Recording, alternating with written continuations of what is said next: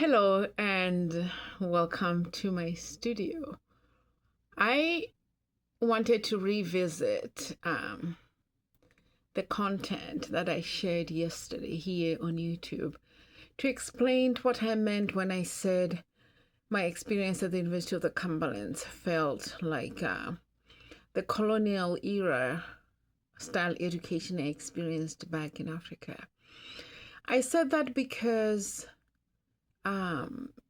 during my junior high school and secondary high school years back in Africa, I had no choice as to what direction I would take in education. It was the white schoolmasters who made that decision for me.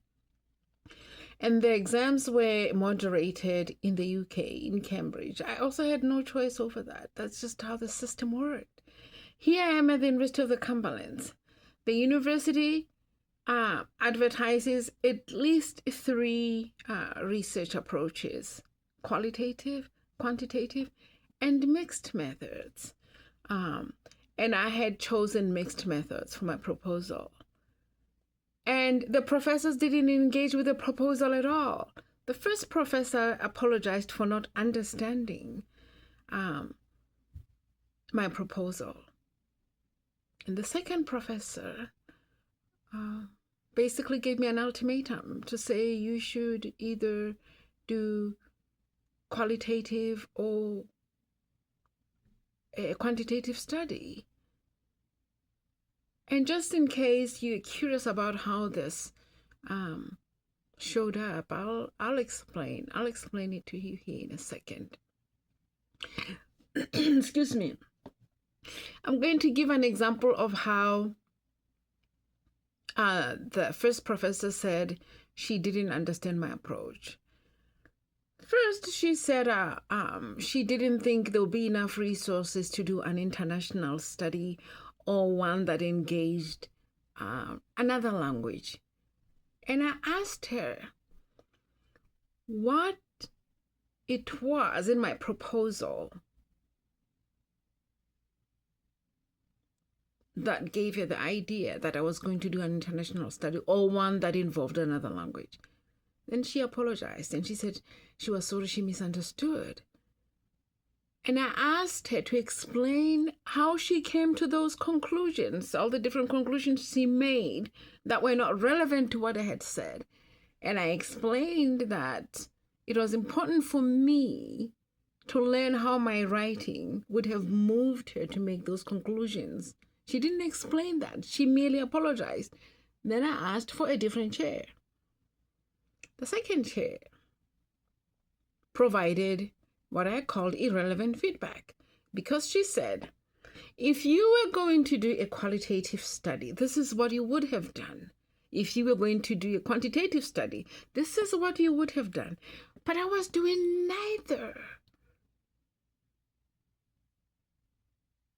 I was not doing a qualitative or a quantitative study. I was proposing a mixed method. It was the intersection of those two methods that she should have addressed, but she didn't. Why am I calling this an extension of colonization? Because the way that this style of teaching manifests is similar to my experience back in Africa, where the student has no agency, where you discount the student's input and you continue with whatever is in your mind. The first professor continued in her misunderstanding,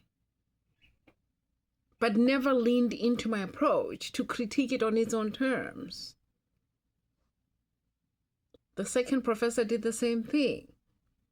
She never addressed my mixed methods and why it would be or it would not be a good approach for my topic.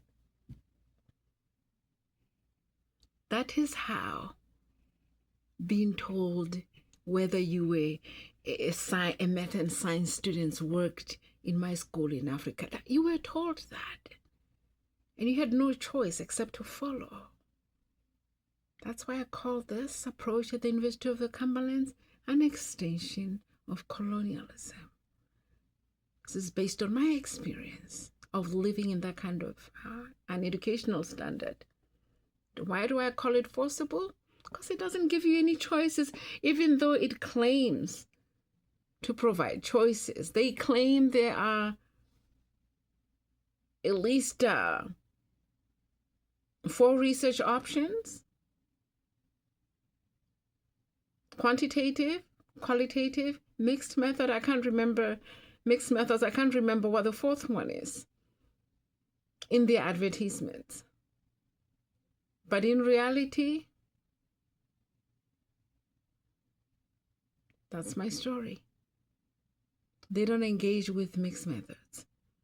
And the dean of students failed to address the issue directly.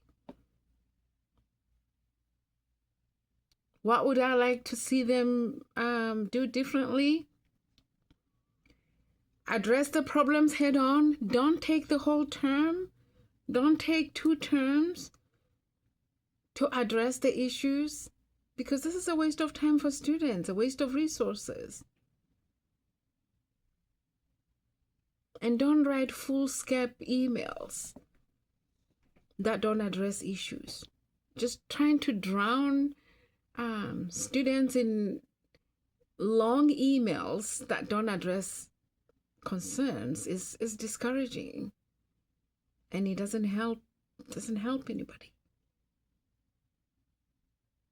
I will return to you as soon as the issue has been resolved.